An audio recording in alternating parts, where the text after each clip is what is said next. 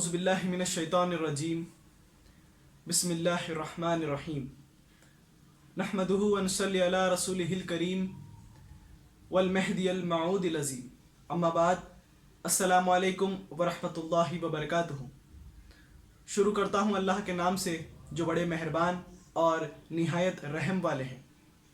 ساری تعریفیں اس خدائے برتر کے لیے ہی سزاوار ہے جو تمام عالموں کے خالق اور مالک ہیں، جس کے قبضے و قدرت میں تمام عالموں کا نظام ہے۔ ہزاروں درود و سلام سرور کون و مکان، شافی محشر، پیغمبر اسلام احمد مجتبی محمد مصطفیٰ صلی اللہ علیہ وسلم پر۔ ہزاروں درود و سلام خلیفۃ اللہ، معمور من اللہ، داعی اللہ، ہمسر رسول اللہ، مبین کلام اللہ، خاتم ولایت محمدیہ حضور میرا سید محمد جیون پوری مہدی موعود علیہ السلام پر۔ شہدائے کربلا نے نماز فجر سے اپنی پیشانیوں کو منور کیا، زمین پر ان کی یہ آخری نماز تھی۔ اندازہ کریں کہ بھوک اور پیاس کی کیسی شدت ہوگی۔ 3 دنوں سے نہ کچھ آپ لوگوں نے کھایا تھا اور نہ ہی ایک بوند پانی کا آپ کے حلق سے نیچے اترا تھا۔ اوپر سے 10 محرم کا سورج ایک مزید تپش وحشت لے کر طلوع ہوا تھا، جس کی وجہ سے کربلا کی ریت اور بھی گرم ہو گئی تھی۔ اس کے مد مقابل 22,000 کا تازہ دم لشکر خاندان رسالت مآب صلی اللہ علیہ وسلم پر ظلم و جفا کے پہاڑ توڑنے کے لیے بالکل تیار تھا۔ یزیدیوں نے جنگ کا نعرہ بجا دیا۔ آقا دو جہاں صلی اللہ علیہ وسلم کے فرزند بی بی فاطمہ رضی اللہ تعالیٰ عنہ کے جگر گوشہ امیر المومنین حضرت سیدنا علی المرتضیٰ رضی اللہ تعالیٰ عنہ کے لخت جگر کو مہمان بنا کر بلانے والی قوم نے اہل بیت اطہار کی جانوں سے کھیلنے کی دعوت دی۔ پھر امام علی مقام میدان کارزار میں جلوہ افروز ہوتے ہیں اور پھر آپ خطبہ دیتے ہیں۔ پروردگار عالم کی تعریفوں کے بعد اور اپنے نانا پر صلات کے بعد امام علی مقام خطبہ دیتے ہیں۔ آپ فرماتے ہیں کہ اے لوگو، میرا حسب اور نسب دیکھو کہ میں کون ہوں۔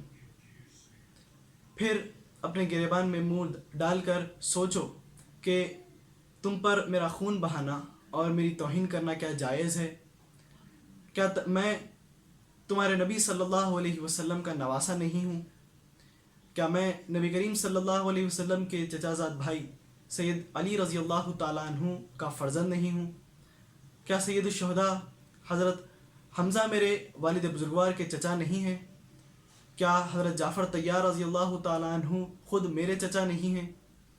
کیا تم میں سے کسی نے بھی نبی کریم صلی اللہ علیہ وسلم کی وہ بات نہیں سنی ہے کہ آپ صلی اللہ علیہ وسلم فرماتے ہیں کہ ہم دونوں بھائی جنتی نوجوانوں کے سردار ہیں؟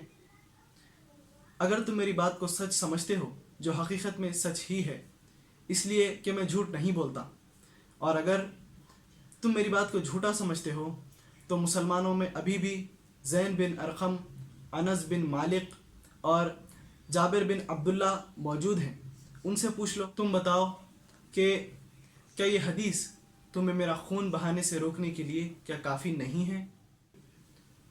شمر الجوشن بدبخت نے امام حسین رضی اللہ تعالیٰ عنہ کی بات کو بیچ میں کاٹ دیا اور آپ کی شان میں گستاخی کرنے لگا۔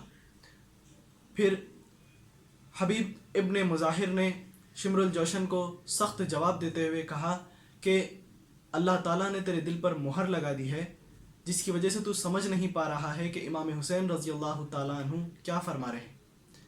دونوں کی گفتگو ختم ہونے کے بعد امام حسین رضی اللہ تعالیٰ عنہ فرماتے ہیں کہ اے لوگو، اگر اس حدیث کی صحت میں تمہیں کوئی شک ہے تو کیا تمہیں اس بات میں بھی شک ہے کہ میں نبی کریم صلی اللہ علیہ وسلم کا نواسہ ہوں؟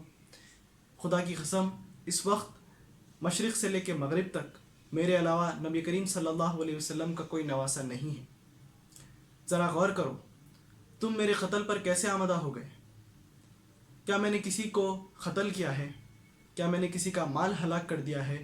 یا پھر میں نے کسی کو زخمی کیا ہے جس کا قصاص تم مجھ سے لینا چاہتے ہو؟ جب مخالفین کی طرف سے کوئی جواب نہیں ملا تو امام حسین رضی اللہ تعالیٰ عنہ زور سے پکارتے ہیں کہ اے شیز بن ربعہ، اے حجاز بن الجبر، اے قیس بن اشعت، کیا تم نے مجھے خط لکھ کر نہیں بلایا تھا؟ تو جواب ملتا ہے کہ نہیں، ہم نے آپ کو کوئی خط نہیں لکھا۔ پھر امام حسین رضی اللہ تعالیٰ عنہ فرماتے ہیں کہ نہیں، تم نے خط لکھا ہے اور ضرور لکھا ہے، اور اگر مان لو کہ تم نے خط نہیں لکھا ہے اور تمہیں میرا یہاں پر آنا پسند نہیں ہے تو مجھے چھوڑ دو، میں کوئی ایسی جگہ چلا جاؤں گا جہاں پر میں امن و امان کے ساتھ زندگی گزار سکوں۔ امام حسین رضی اللہ تعالیٰ عنہ کا یہ خطبہ جان کے جانے کے خوف سے نہیں، بلکہ یزیدوں کو جہنم میں جانے سے روکنے کے لیے، مسلمانوں کے خون ناحق کو بہنے سے روکنے کے لیے، اور میدان کربلا میں اہل بیت اطہار کے سر پر جو موت کے بادل منڈرا رہے تھے ان کو برسنے سے روکنے کے لیے تھا۔ امام حسین رضی اللہ تعالیٰ عنہ کے اس خطبے کے بعد قیس بن اشہد نے کہا کہ تم اپنے قربت دار ابن زیاد کے سامنے اپنا سر جھکا لو، اس کے بعد ہم آپ کے ساتھ کوئی بھی ناپسندیدہ عمل نہیں کریں گے۔ امام حسین رضی اللہ تعالیٰ عنہ نے فرمایا کہ تم ایسا کیوں نہیں کہو گے؟ تم محمد بن اشد کے بھائی ہی تو ہو، کیا تمہارے لیے اتنا کافی نہیں ہے کہ مسلم بن عقیل کے موت کی ذمہ داری تم پر ہے؟ خدا کی قسم، ذلت کے ساتھ میں اپنا ہاتھ تمہارے ہاتھ میں کبھی نہیں دوں گا اور نہ ہی غلاموں کی طرح اطاعت کروں گا۔ میدان کربلا میں امام علی مقام کے بے شمار معجزات بھی ہیں۔ آپ ہی کی بددعا سے ملک بن عروہ آگ کی خندق میں جا گرا اور جہنم رسید ہوا، تو پھر ایک گستاخ کو بچھو نے کاٹ لیا تھا اور اس کی تڑپ تڑپ کر موت ہو گئی۔ حر بن یزید ریاحی، مسلم بن اوصبہ، عبداللہ بن عمیر کلبی اور حبیب بن مظاہر اسدی نے ناموس رسالت مآب صلی اللہ علیہ وسلم کی حفاظت کے لیے امام علی مقام کے اس مشن پر اپنی جانیں قربان کر دی۔ اولاد عقیل میں سے عبداللہ بن مسلم بن عقیل امام حسین رضی اللہ تعالیٰ عنہ سے جنگ میں جانے کی اجازت مانگتے ہیں۔ امام علی مقام فرماتے ہیں کہ تمہارے والد کی موت کا غم ابھی کم نہیں ہوا ہے، میں تمہیں کیسے جنگ میں جانے کی اجازت دے دوں؟ پھر اللہ کی قسم دے کر امام حسین رضی اللہ تعالیٰ عنہ کی آپ اجازت لیتے ہیں اور میدان کربلا میں جنگ کے لیے آگے بڑھتے ہیں۔ 3 دن کے بھوکے اور پیاسے نوجوان کے ہاتھوں سے تلوار کا وار جب یزیدی لشکر کے بہادر مانے جانے والے قدامہ بن اسد فزاری پر پڑا تو وہ کھیرے کی طرح کٹ کر 2 ٹکڑے ہو گیا۔ یہ دیکھنے کے بعد یزیدی لشکر میں سے کسی میں بھی تنہا مقابلہ کرنے کی ہمت باقی نہ رہی۔ جیسا ایک شیر کو جنگلی کتے گھیر کر پریشان کرنے کی کوشش کرتے ہیں، اسی طرح کا معاملہ یہاں دیکھنے کو ملا۔ آپ کو چاروں طرف سے گھیر لیا گیا، آپ پر تیروں کی بارش کی گئی اور چاروں طرف سے آپ پر حملہ کیا گیا اور آپ کو شہید کر دیا گیا۔ اسی طرح آپ کے چچا نے بھی یزیدی لشکر سے ڈٹ کر مقابلہ کیا اور یزیدوں کے خون سے میدان کربلا کو لال کر دیا، مگر وہی حربہ استعمال کرنے والے تنہا عاشق حسین رضی اللہ تعالیٰ عنہ کو چاروں طرف سے گھیر کر شہید کر دیا گیا۔ اب مولا کائنات کے لالوں کی میدان کربلا میں شہادت کی باری ہے۔ سب سے پہلے محمد بن علی، عبداللہ بن علی، عثمان بن علی اور جعفر بن علی رضی اللہ تعالیٰ عنہ میدان کربلا میں آگے بڑھے۔ چاروں بھائیوں نے میدان کربلا میں شجاعت اور قوت حیدری کے وہ جوہر دکھائے کہ یزیدی لشکر حیران ہو کر رہ گیا۔ لیکن اللہ تعالیٰ کو میدان کربلا میں مولا کائنات کے لالوں کی شہادت مقصود تھی، اسی لیے کئی یزیدیوں کو جہنم واصل کرنے کے بعد چاروں بھائیوں نے جگر گوشہ رسول صلی اللہ علیہ وسلم پر اپنی جانیں نچھاور کر دی۔ ہاشمی گھرانے کے مہکتے ہوئے پھول جن کی عمر 19 سال کی تھی، میری مراد حضرت قاسم رضی اللہ تعالیٰ عنہ سے ہے جو امام حسن رضی اللہ تعالیٰ عنہ کے فرزند ہیں۔ آپ کی باری آتی ہے۔ حضرت قاسم رضی اللہ تعالیٰ عنہ جب میدان کربلا میں آگے بڑھے تو یزیدی لشکر میں سے ایک ارزخ نامی پہلوان تھا، اس کو حضرت قاسم رضی اللہ تعالیٰ عنہ سے مقابلے کے لیے آگے بڑھنے کو کہا گیا، تو ارزخ نے غرور و تکبر میں کہا کہ میں اس بچے سے مقابلہ نہیں کروں گا، بلکہ اپنے چاروں بیٹوں میں سے بڑے بیٹے کو اس کے مقابلے کے لیے بھیجوں گا۔ تو ارزخ کا بڑا بیٹا حضرت قاسم رضی اللہ تعالیٰ عنہ سے مقابلے کے لیے آگے بڑھا، مگر حضرت قاسم رضی اللہ تعالیٰ عنہ کے تلوار کا ایک وار کھانے کے بعد وہ تڑپ کر زمین پر گر پڑا۔ پھر دوسرا بھائی غصے میں آ گیا اور حضرت قاسم رضی اللہ تعالیٰ عنہ سے مقابلے کے لیے آگے بڑھتا ہے، اس کا بھی وہی حال ہوا۔ پھر تیسرا اور چوتھا بھائی بھی حضرت قاسم رضی اللہ تعالیٰ عنہ کے ہاتھوں سے واصل جہنم ہوا۔ یہ دیکھنے کے بعد ارزق کا تکبر چور چور ہو گیا۔ وہ قاسم رضی اللہ تعالیٰ عنہ سے مقابلے کے لیے آگے بڑھا، مگر حضرت قاسم رضی اللہ تعالیٰ عنہ کے تلوار کا ایک وار کھانے کے بعد وہ دو ٹکڑے ہو گیا۔ اس کے بعد یزیدی لشکر نے حضرت قاسم رضی اللہ تعالیٰ عنہ کو چاروں طرف سے گھیر لیا اور تیروں اور نیزوں سے آپ پر حملہ کیا گیا اور آپ کو شہید کر دیا گیا۔ اس کے بعد عون و محمد کی باری آئی۔ آپ دونوں امام علی مقام کے حقیقی بھانجے ہیں اور بی بی زینب رضی اللہ تعالیٰ عنہ کے لخت جگر ہیں۔ ایک کی عمر 13 سال اور دوسرے کی عمر 15 سال کی تھی۔ دونوں بھائی امام علی مقام کے حضور میں پیش ہو کر میدان کربلا میں آگے بڑھنے کی اجازت مانگتے ہیں۔ امام حسین رضی اللہ تعالیٰ عنہ منع کر دیتے ہیں اور فرماتے ہیں کہ تم دونوں اپنے گھر لوٹ جاؤ۔ پھر دونوں بھائی اس بات پر بضد تھے کہ مامو جان امی جان بھی یہی کہتی ہیں کہ حق و باطل کے اس معرکے میں ہم جائیں اور ہماری جانوں کو قربان کر کے ہم فتح یاب ہوں۔ امام حسین رضی اللہ تعالیٰ عنہ جب نظر اٹھاتے ہیں تو سامنے بہن بی بی زینب رضی اللہ تعالیٰ عنہ کھڑی تھی۔ بی بی زینب رضی اللہ تعالیٰ عنہ فرماتی ہیں کہ بھائی جان ان دونوں کو جانے دیں۔ روز محشر جب میں فاطمہ بنت رسول صلی اللہ علیہ وسلم کے حضور میں پیش ہوں گی اور بی بی فاطمہ رضی اللہ تعالیٰ عنہ مجھ سے پوچھیں گی کہ میدان کربلا میں سرور کونین صلی اللہ علیہ وسلم کے شہزادے کے حضور میں سب اپنے جانوں کا نذرانہ پیش کر رہے تھے تو تم نے کیا پیش کیا، تو اس وقت میں کیا کہوں گی؟ آپ فرماتی ہیں کہ یہ میرے دو ہی بیٹے ہیں اور دونوں بھی آپ پر قربان۔ امام حسین رضی اللہ تعالیٰ عنہ دونوں بھانجوں کو سینے سے لگاتے ہیں اور پھر میدان کربلا میں آگے بڑھنے کی اجازت دے دیتے ہیں۔ دونوں بھائی دشمنان اہل بیت اطہار کے مقابلے کے لیے میدان کربلا میں آگے بڑھے اور شجاعت اور بہادری کے ایسے جوہر دکھائے کہ اہل بیت اطہار کے دشمن حیران ہو کر رہ گئے۔ بالآخر دونوں بھائیوں کو یزیدی لشکر نے گھیر لیا اور تیروں، نیزوں اور تلواروں کے وار کے ذریعے دونوں کو شہید کر دیا گیا۔ جب حضرت عباس رضی اللہ تعالیٰ عنہ نے میدان کارزار میں آگے بڑھنے کے لیے امام علی مقام سے اجازت مانگی تو آپ نے فرمایا کہ مجھ سے ان معصوم بچوں کی پیاس کی شدت دیکھی نہیں جا رہی، میں تڑپ جا رہا ہوں، مجھے اجازت دیں کہ میں دریائے فرات جا کر تھوڑا سا پانی لے کر آؤں۔ پہلے تو امام علی مقام نے آپ کو منع کر دیا، پھر جب اصرار بڑھ گیا تو حضرت عباس رضی اللہ تعالیٰ عنہ کو امام علی مقام نے اجازت دے دی۔ حضرت عباس رضی اللہ تعالیٰ عنہ کو روکنے کے لیے دشمنی فوج سے 2000 کا لشکر پہنچ گیا تھا۔ حضرت عباس رضی اللہ تعالیٰ عنہ اس لشکر سے روبرو ہوتے ہیں، آپ ان سے مخاطب ہوتے ہیں۔ آپ فرماتے ہیں کہ اے کوفیوں، اللہ سے ڈرو، رسول اللہ صلی اللہ علیہ وسلم سے شرماؤ۔ افسوس، صدا افسوس کہ تم نے نواسۂ رسول صلی اللہ علیہ وسلم کو خطوط اور قاصد بھیج کر یہاں پر بلایا ہے، اور جب وہ یہاں پر آ گئے ہیں تو تم نے ان سے بے وفائی کی اور دشمنوں کے ساتھ مل کر ان کے عزیز و اقارب کو تم نے شہید کر دیا۔ حضرت عباس رضی اللہ تعالیٰ عنہ دشمنی لشکر سے مخاطب ہو کر کہتے ہیں کہ تم نے خاندان رسالت کی بیویوں اور بچوں کو ایک بوند پانی کے لیے بھی محروم کر دیا ہے۔ اس کے بعد ان پر لعنت اور ملامت کر کے آپ کہتے ہیں کہ حسین اپنا سر کٹا سکتے ہیں مگر فاسق اور فاجر کے سامنے اپنا سر جھکا نہیں سکتے۔ چاروں طرف سے حضرت عباس رضی اللہ تعالیٰ عنہ پر تیروں، تلواروں اور نیزوں کی بارش ہوتی ہے، مگر حضرت عباس رضی اللہ تعالیٰ عنہ ان کا ڈٹ کر مقابلہ کرتے ہیں۔ پھر آپ نہر فرات پر پہنچ جاتے ہیں، اپنا گھوڑا نہر فرات میں اتار دیتے ہیں۔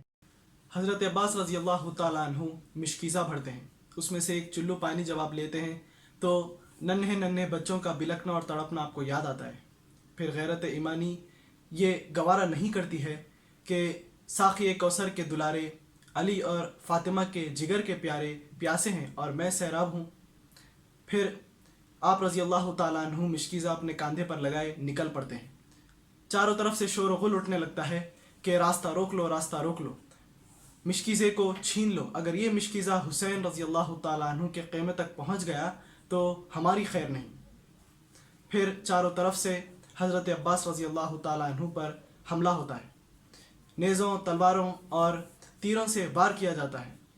मगर हज़रत अब्बास रज़ी अल्लाह ताला अन्हु शेर की तरह तमाम दुश्मनान अहले बैत अथार से लड़ पड़ते हैं, लाश पर लाश गिरने लगती है। फिर हस्ब आदत एक बदबख्त ने पीछे से वार किया और हज़रत अब्बास रज़ी अल्लाह ताला अन्हु के हाथ को शहीद कर दिया। मगर हज़रत अब्बास रज़ी अल्लाह ताला अन्हु मिशकीज़े को अपने दांतों में पकड़कर इस कोशिश में थे कि किसी तरह मिशकीज़ा खेमे तक पहुंच जाए, मगर एक बदबख्त ने ऐसा तीर मारा कि वो मिशकीज़े के आर पार हो गया, सारा पानी बह गया। हज़रत अब्बास रज़ी अल्लाह ताला अन्हु का दूसरा हाथ भी शहीद हो चुका था। शदीद ज़ख्मी हालत में हज़रत अब्बास रज़ी अल्लाह ताला अन्हु इमाम अली मकाम के ख़ैमे के पास आकर गिर पड़ते हैं। इमाम अली मकाम हज़रत अब्बास रज़ी अल्लाह ताला अन्हु की तरफ दौड़ पड़ते हैं। जब आप रज़ी अल्लाह ताला अन्हु की शदीद ज़ख्मी हालत को इमाम अली मकाम देखते हैं, आप फरमाते हैं कि अब मेरी कमर टूट गई है। जब हज़रत अब्बास रज़ी अल्लाह ताला अन्हु ने जाम शहादत नौश फरमाया, उसके बाद इमाम अली मकाम ने हज़रत अब्बास रज़ी अल्लाह ताला अन्हु की लाश को अपने ख़ैमे में ले गए। इन्ना लिल्लाहि व इन्ना इलैहि राजिऊन। फिर इमाम अली मकाम ने अपने लख्त जिगर इमाम अली अकबर रज़ी अल्लाह ताला अन्हु की मैदान कारज़ार में जाने की ज़िद को पूरा किया। इमाम अली मकाम ने ख़ुद अपने हाथों से उनको घोड़े पर सवार किया, हथियार थमाए और रवाना कर दिया। याद करो दोस्तों, जब इब्राहीम खलीलुल्लाह अलैहिस्सलाम अपने फ़र्जंद को अल्लाह की राह में क़ुरबान करने जा रहे थे तो आपने अपनी आंखों पर पट्टी बांध ली थी, मगर यहाँ पर जन्नत के नौजवानों के सरदार ख़ुद अपने लख्त जिगर को मैदान करबला में दीन हक़ की कामरानी के लिए रवाना कर रहे हैं। इमाम अली अकबर रज़ी अल्लाह ताला अन्हु मैदान करबला में आगे बढ़े। मैदान करबला में ऐसा कोई मौजूद नहीं था कि इमाम अली अकबर रज़ी अल्लाह ताला अन्हु से मुकाबले के लिए आगे बढ़ने की हिम्मत कर सके। आप रज़ी अल्लाह ताला अन्हु ख़ुद दुश्मनों की सफ़ों में दाखिल हो गए और दुश्मनों को गाजर मूली की तरह काटते रहे। जब प्यास की शिद्दत गालिब आई तो आप अपने वालिद इमाम हुसैन रज़ी अल्लाह ताला अन्हु के पास लौट गए। जब आप मैदान करबला में वापस लौटे तो पहले तारिख, फिर उसके बेटे मारू बिन तारिख, फिर उसके बेटे तलहा बिन तारिख को मौत के घाट उतार दिया।